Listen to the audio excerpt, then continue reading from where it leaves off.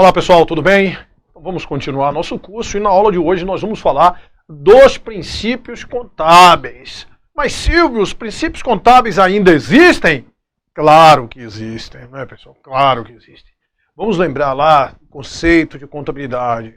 Contabilidade é uma ciência social, né, que estuda e pratica as funções de orientação, controle e registro relativos à atividade econômica. Então contabilidade é ciência. Contabilidade como ciência, ela tem seus princípios próprios, né? Tem o princípio da entidade, o princípio da continuidade, o princípio da oportunidade, o princípio da competência, que nós inclusive já falamos muito desse princípio da competência, quando nós vimos a escrituração, que a escrituração vai seguir aí esse regime de competência. O que houve foi o seguinte, pessoal, nós tínhamos uma resolução, né? Olha, antes mesmo da gente ter essa resolução, nós tínhamos, né, os princípios, eles eram, né, considerados aí convenções contábeis. Aí depois nós tivemos, né, uma evolução, e hoje todos aí tratados como princípios contábeis. Aí o Conselho Federal de Contabilidade os normatizou através de uma resolução. Resolução 750 de 93, de 1993. Quando chegou em 2010, houve uma alteração significativa lá nesses princípios contábeis. Houve uma resolução de 1282 de 2010, alterando assim significativamente, extinguindo, né, o princípio da atualização monetária. Beleza, por quê? Porque aquilo era para refletir determinado, né, momento lá, naquele momento histórico que nós estávamos vivendo lá em 2010. Só que com a convergência, com essas normas internacionais, pessoal, nós tivemos a emissão de vários pronunciamentos contábeis, certo? Então esses princípios hoje são tratados em vários pronunciamentos, né? Não se teve mais essa necessidade de você ter uma resolução exclusivamente para tratar dos princípios, que aí ficava tendo a duplicidade de normas tratando do mesmo assunto. Aí, né, ano passado, 4 de outubro de 2016, veio uma resolução, a NBC-TG do Serviço Público, inclusive, né, revogando essa resolução 750. Aí foi aquela coisa, né, todo mundo ficou louco, mas e agora não existe mais os princípios? Claro, os princípios continuam existindo. E de tal forma que em 2017 nós tivemos mais de 30 questões de princípios contábeis nos concursos. Certo? Mais de 30, a gente vai resolver aí algumas dessas questões de 2017, certo? Então, continua, está caindo na prova, CESP, agora, né, TRE Bahia, 2 questões de princípios contábeis. Então, se liga, não é para descuidar aí em relação aos princípios, não. E o que era que acontecia, pessoal? Era até muito legal essa parte da resolução. Por quê? Porque ela disciplinava de uma forma, né, estava tudo organizado, os princípios, né, vinha lá o texto. E era muito cobrado os textos dessa resolução 750, certo? Que disciplinava os princípios. Ela foi revogada, mas como ela tratava tão, né, de forma sucinta lá os princípios, mesmo ela revogada, o que tem caído nas questões de concurso são os textos lá dessa resolução, certo? Ou seja, detalhezinho, a gente vai comentar aqui, da resolução. Certo? Que foi revogada, conforme eu falei, porque já havia tratamento disso aí, né, já diluído aí nos pronunciamentos contábeis. A partir da próxima aula nós vamos falar, né, desse pronunciamento contábil, que é importante para qualquer tipo de concurso, seja, né, concurso que for, hoje em dia vai cair esse pronunciamento CPC 00, que vai tratar dessa estrutura conceitual básica para apresentação e elaboração das demonstrações contábeis. Ah, Silvio, mas eu quero fazer, estou fazendo esse curso aqui, mas eu quero fazer um concurso para, né, contador lá de Sorocaba, mas eu estou fazendo esse curso aqui porque eu achei que esse já adaptava mais o programa. Você acha que pode cair isso lá para mim? Qualquer prova hoje de contabilidade pode, né, e é provável que caia questões desse CPC 00, certo, pessoal? Mas vamos lá, voltando aí com nossos princípios contábeis. Então, hoje nós não temos mais a resolução, mas tem caído. A gente vai, né, comentar o que é que a gente precisa saber aí, mesmo em relação aos princípios contábeis. Beleza? Então, os princípios, pessoal, são um alicerce, né, de toda a contabilidade. certo? De toda a contabilidade. Aí nós tínhamos, começava a resolução assim, que os princípios contábeis, eles são de observância obrigatória pelos profissionais da contabilidade e constituem condição de legitimidade das normas brasileiras de contabilidade. Só os princípios são obrigatórios para o exercício da profissão? Claro que são. Contabilidade tem os princípios contábeis, eles devem ser observados, certo? Isso estava lá, a resolução foi revogada, mas às vezes isso cai com esse texto. Então, a aplicação dos princípios é obrigatória no exercício da profissão e constitui condição de legitimidade das normas brasileiras de contabilidade. Pessoal, nós tínhamos lá no parágrafo 2º desse artigo 1º, lá da resolução, tínhamos uma coisa interessante. Na aplicação, nos casos concretos, na aplicação da contabilidade aos casos concretos, a essência da transação deve prevalecer sobre os seus aspectos formais. Certo? A essência da transação deve prevalecer sobre os seus aspectos formais. Aí, pessoal, isso não era um princípio explícito. Certo? Isso não era um princípio explícito. E você vai ver, nós tínhamos lá 6 princípios. Isso não estava como princípio explícito, estava lá no primeiro. Na aplicação, aos casos concretos, a essência da transação deve prevalecer sobre os aspectos formais. Só que nós tivemos as alterações de contabilidade, e a grande coisa hoje da alteração de contabilidade foi justamente isso aí. Essa convergência internacional, o grande objeto, era que a essência da transação deve prevalecer sobre seus aspectos formais, certo? Então uma parte da doutrina já tratava isso aí como um princípio que não era um princípio explícito lá na resolução, certo? A essência da transação deve prevalecer sobre os aspectos formais. Mas hoje eu diria que como você não tem mais a resolução, não tem aqueles princípios explícitos, eu te diria que hoje esse é o princípio maior de toda a contabilidade. Certo? Hoje esse é o princípio maior de toda a contabilidade. A essência deve prevalecer sobre os aspectos formais. Certo? E isso, como eu estou te falando, boa parte da doutrina já vinha com essa resolução há mais de 10 anos, dizendo que isso era um princípio de contabilidade que estava lá implícito. Certo? Mas ele não caía como um princípio, porque não estava implícito da doutrina, entendia, mas as provas não cobravam. Como houve essa revogação, eu te diria isso, tomar muito cuidado com essa coisa da essência da transação deve prevalecer sobre os aspectos formais. Isso é a base de tudo aí, de todos os registros contábeis hoje que nós temos. Eu diria para você que esse hoje é o maior princípio aí da contabilidade. Certo? A essência deve prevalecer sobre a forma. Isso vai corroborar, por exemplo, porque mesmo às vezes você não tendo a propriedade do bem, isso vai ficar registrado, muitas vezes, na contabilidade da empresa, sem que ela tenha a propriedade do bem.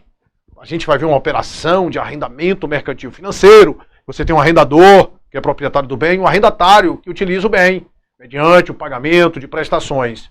Só que, na essência, aquela transação de arrendamento mercantil financeiro, a essência daquilo ali é uma transação de compra e venda. Certo? A essência é uma transação de compra e venda. Então, contabilmente, aquele bem ele vai ser registrado no arrendatário, mesmo o arrendatário não tendo a propriedade do bem, que a propriedade do bem é de quem? É do arrendador, certo? Mas, de acordo com as características do contrato, transfere os riscos e benefícios para o arrendatário, se ele houve essa transferência dos riscos, do benefício, do controle, aquele bem vai ficar registrado na contabilidade do arrendatário, vai ser depreciado no arrendatário, certo? Mas isso a gente estuda com mais calma aí. Ah, Silvio, mesmo que o contrato diga lá que é liso e operacional, exatamente, mesmo que ele diga que é liso e operacional, se houver transferência dos riscos e benefícios, a essência tem que prevalecer sobre os aspectos formais, certo? Então, não tem direito de propriedade. Ah, Silvio, mas a propriedade é do arrendador. Beleza, mas aquela transação é como se fosse um contrato de compra e venda. O bem está no nome do arrendador por uma questão de segurança jurídica, certo? Segurança lá da transação, beleza? Então vamos aí num quadro que a gente vai comentando, os princípios, mostrando aí o texto, falando, como eu falei, procurei, dissociar aí, mas sempre tem caído, dissociar com a parte do texto da resolução 750, certo? Mas ela tem sido objeto de prova, certo? Mas vamos ver lá. Ah, claro que hoje numa prova concurso, eles não vão citar lá os princípios contábeis de acordo com a resolução 750 de 93, certo? Mas eles não vão colocar isso explícito, mas muitas vezes eles vão cobrar lá dentro texto de acordo com aquela resolução que tratava muito bem aí os princípios contábeis. Aí, estamos aí na tela, né? Os princípios contábeis são os alicerces norteadores de toda a prática contábil e, portanto, formam a estrutura conceitual da contabilidade, ou seja, são as vigas mestres da estrutura contábil, os princípios de contabilidade. Aí nós temos aí, conforme eu te falei, que esse aqui, ele não era tido como princípio de acordo com a resolução. Estava lá no artigo 1º, certo? Na aplicação aos casos concretos, a essência da transação deve prevalecer sobre os aspectos formais. Mas depois ele vinha lá, são princípios de contabilidade. Aí vinha entidade, continuidade, oportunidade, registro pelo valor original, competência e prudência. Vinha com os 6. Esses eram os princípios de contabilidade. Antes dessa alteração que nós tivemos em 2010, pela resolução 1282, que primeiro alterou, né, a resolução 750, nós tínhamos um outro princípio, que era o princípio da atualização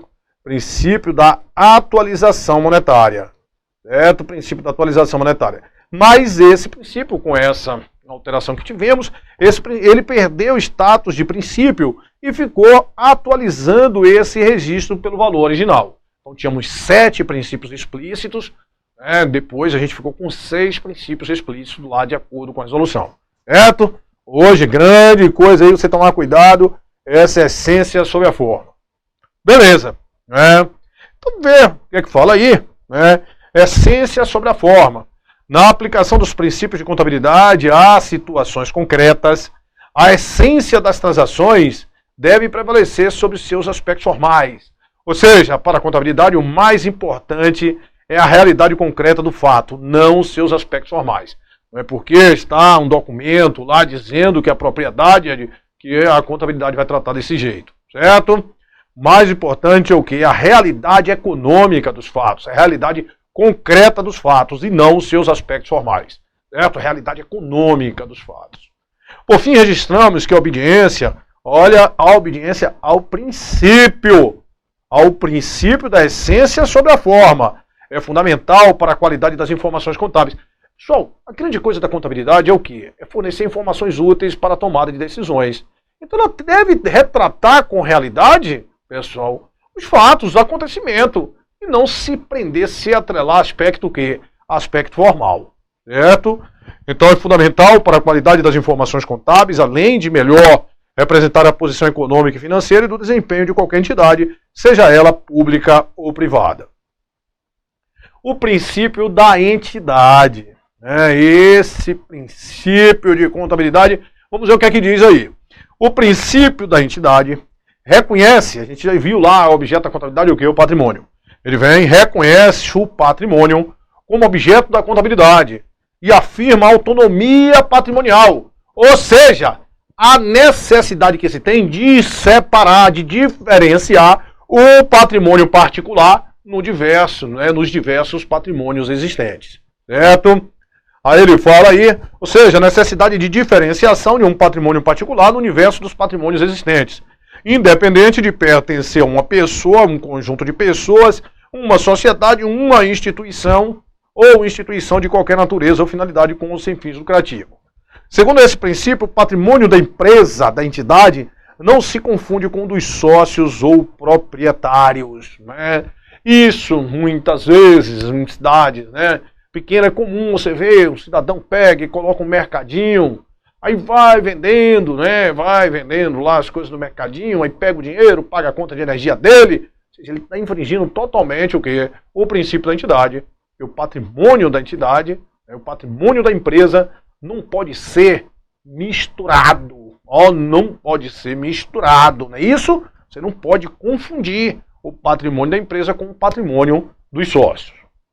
Portanto, a contabilidade da empresa registra somente os atos e os fatos ocorridos que se refiram ao patrimônio da empresa e não os relacionados com o patrimônio particular de seus sócios.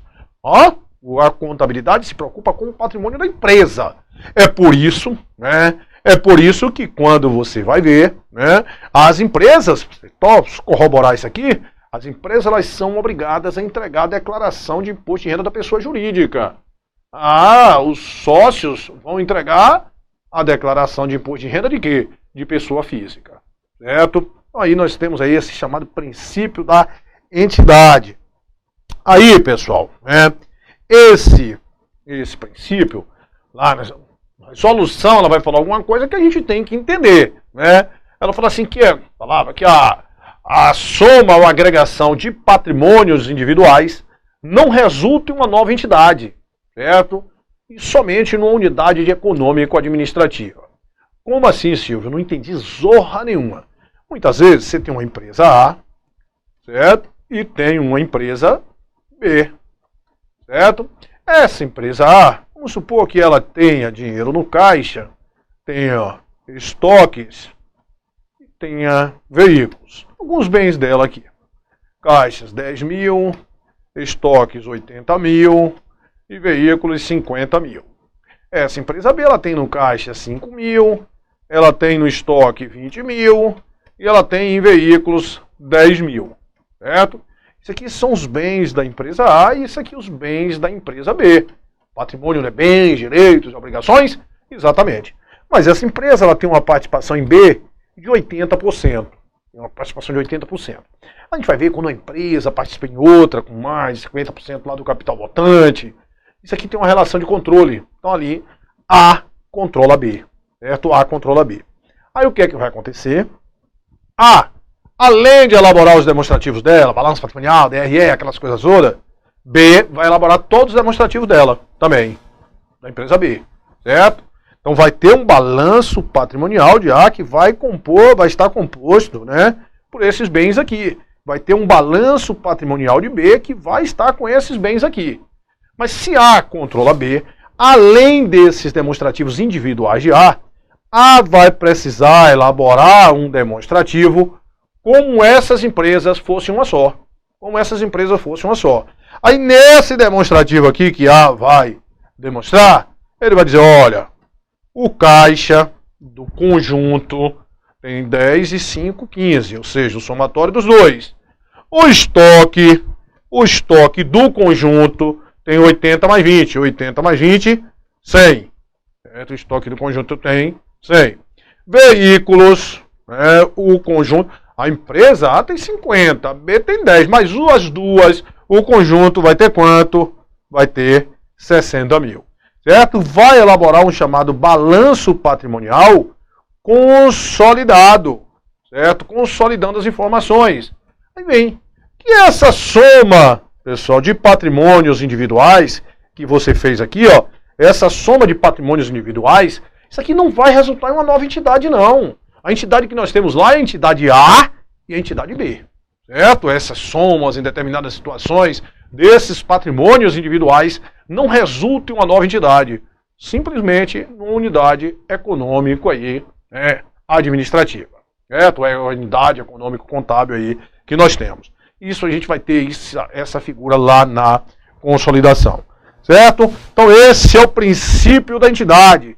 Reconhece o patrimônio como objeto, tem a necessidade de quê? Da diferenciação entre o patrimônio particular no universo dos patrimônios existentes, a soma ou agregação de patrimônios individuais não vai resultar em uma nova entidade. Isso aí é grande coisa, você não pode o quê? Não pode confundir o patrimônio da empresa com o patrimônio dos sócios. Certo? Beleza. Aí nós temos o princípio da continuidade. O princípio da continuidade considera que a entidade continuará em operação por tempo indeterminado, e que esta condição deve ser levada em consideração quando da classificação e avaliação das variações patrimoniais. Classificação e avaliação, lembra aí, ó, é a mesma coisa de mensuração e apresentação, do patrimônio da empresa. Certo? Então, a empresa, quando ela vai elaborar os demonstrativos dela, ela, no pressuposto que a empresa o quê? Que a empresa ela terá continuidade.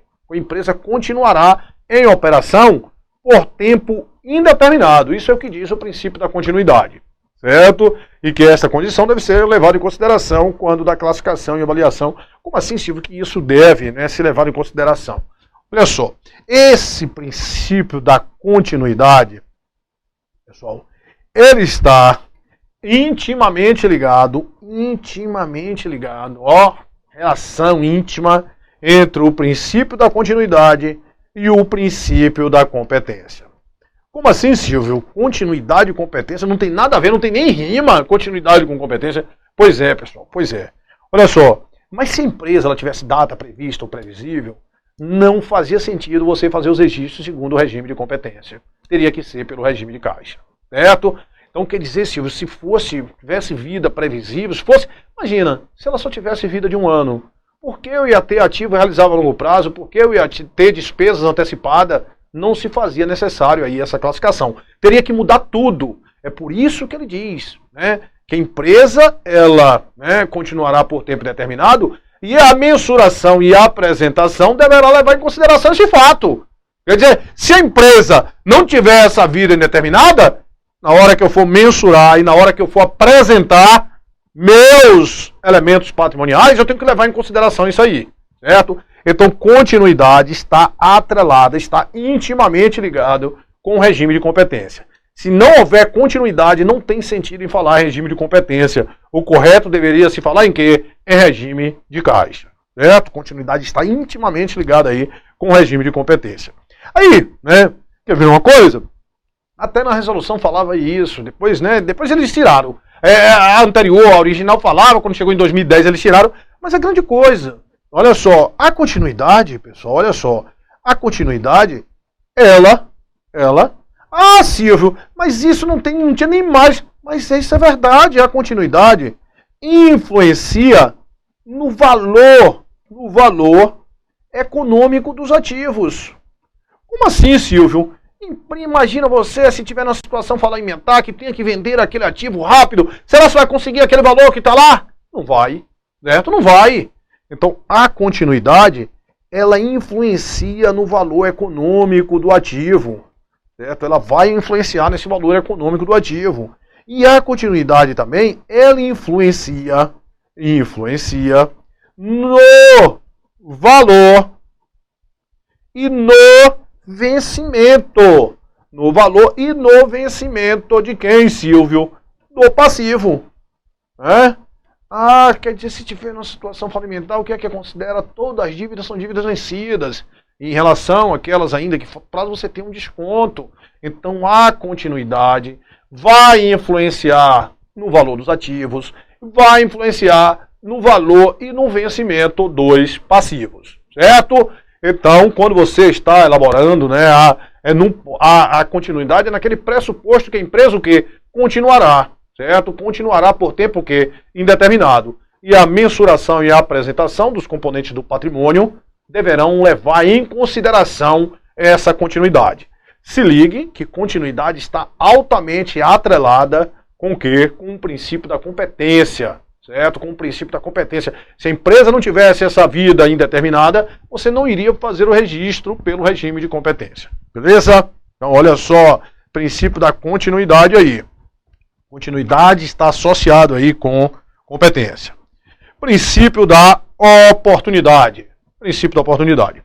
O princípio da oportunidade diz respeito à tempestividade e à integridade dos registros patrimoniais. Certo? Olha o que é que diz o princípio da oportunidade. Tempestividade e integridade. A mensuração e a apresentação, né, dos componentes patrimoniais para produzir informações íntegras e tempestivas. É o que vai dizer esse princípio da oportunidade. Certo? O princípio retrata a mensuração e a apresentação para produzir o quê? Informações íntegras e tempestivas. O que é que quer dizer isso aí, pessoal? Que o registro ele deve ser feito, tempestivamente, ou seja, no momento que ocorre, e íntegro, né? Integridade. Quer dizer, pelo valor correto. Tempestivamente, integridade, pelo valor aí correto. Certo?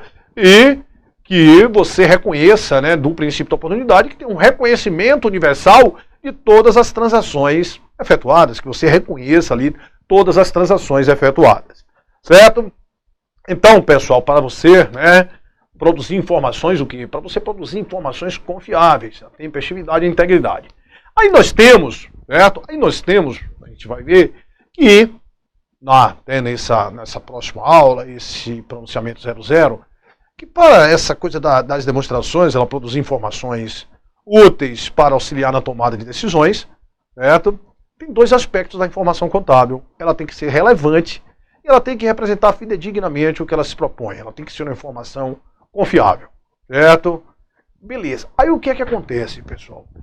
Essa perda, essa falta, às vezes, de tempestividade, ou seja, você teve um fato, você não registrou no momento certo, ou a falta do registro correto lá dos valores, do fato em si, certo? Essa falta de tempestividade, falta de integridade, pode levar à perda da relevância da informação. A grande coisa para tomar decisões é que a informação ela tem que ser uma informação que? Relevante. Informação para ser útil, ela tem que ser uma informação, além de ser uma informação confiável, ela tem que ser relevante. Certo? Ela tem que ser relevante. Então essa falta, às vezes, de tempestividade e integridade pode levar, né, à perda da relevância da informação. Certo? Então, isso deve ser ponderado. O que, Silvio, que deve ser ponderado? Deve ser ponderado a confiabilidade da informação e a oportunidade, que tem a ver com a tempestividade e integridade. Certo? Muitas vezes você naquela coisa, né? Muitas vezes você vai fazer o registro mesmo sem saber o valor correto, porque a contabilidade é muita coisa feita em cima de quê? Qual é a base? Em cima de estimativas. Porque muitas vezes, se você for esperar para chegar aquele valor correto da informação, aquilo já não tem mais sentido, todo mundo já tomou as suas decisões, certo? Então tem que ser aí, ponderado a oportunidade com a confiabilidade da informação, certo? Com a confiabilidade da informação. Então a aplicação, assegura a confiabilidade das informações relativas ao patrimônio determinado. Os relatórios devem representar os eventos com fidedignidade. Beleza, princípio da oportunidade disso aí. O princípio do registro pelo valor original. Que os registros, que é grande coisa, você, por exemplo, a gente falou do ativo, o ativo, qual foi o conceito de ativo que nós vimos? Os recursos estão controlados pela entidade decorrente de eventos passados, para a qual, que sejam prováveis. Ativos, recursos controlados, decorrentes de eventos passados, que sejam prováveis que vai gerar benefício para a empresa. Ativo é isso. Isso é a definição. Para que você reconheça, tem que ser provável e você consiga mensurar isso com segurança. Agora, para que você vá lá, para você integrar ele ao ativo, você vai ter que mensurar. Certo? A grande coisa desse princípio é isso, registro pelo valor original. Qual é o valor que a gente vai registrar determinado integrante lá do ativo e do passivo. A mensurar qual é o valor, dar valores monetários para aquilo ali. E a regra é que seja pelo custo histórico, seja as transações lá que você faz lá com o meio exterior. E que seja mantida a essência desses valores. A essência desses valores que seja mantido. Então nós temos aí o registro pelo valor original, que diz os componentes do patrimônio devem ser registrados com base nos valores originais das transações com o mundo exterior à entidade. Ou seja, a avaliação de um patrimônio deve ser realizada pelos valores aí de entrada. Uma vez inserido no patrimônio, o bem, direito ou obrigação não terá seu valor, não é o valor intrínseco dele modificado, certo? O valor original será mantido aí enquanto o bem permanecer. O valor intrínseco do bem, certo? Isso é o registro pelo valor original. Não quer dizer que ele vai ficar sempre com aquele valor, não. O valor intrínseco dele permanece, certo? O valor intrínseco dele permanece. Então, aí nós temos a figura do custo histórico.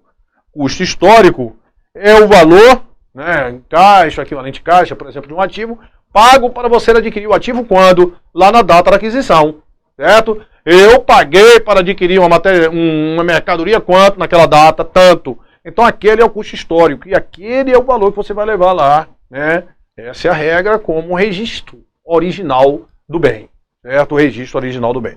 Aí essa é a figura do custo histórico. Ô Silvio, mas depois que você registrou esse bem, ele vai ficar sempre com aquele custo histórico? Não, Não.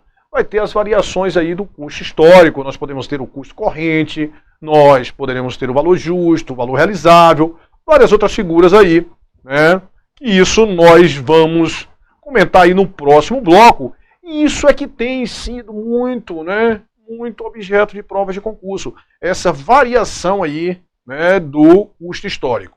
certo? A regra que seja, né, nas transações, sejam, né, os valores originais das transações com o mundo exterior, e a regra é isso aí ser o custo histórico, certo? Mas que ele não vai ser mantido sempre com o custo histórico. Beleza, pessoal? Então a gente dá um tempinho aqui para tomar água e já já a gente volta aí com mais princípios contábeis. Até já.